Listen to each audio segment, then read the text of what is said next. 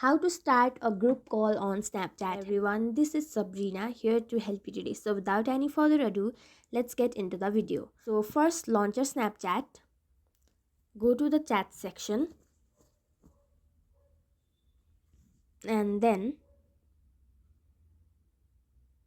tap on this three dot, then tap on new chat, then tap on new group. After that, simply add people you want to add in group,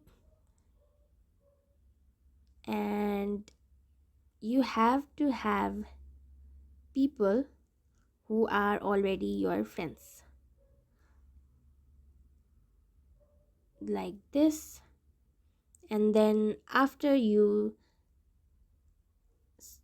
tap on this call, it will be a group call. So yeah, that is it. Thank you for watching this video. Make sure to like, share and subscribe to our YouTube channel. If you got any questions, comment them down and I'll catch you in the next one. So yeah, that is it. Thank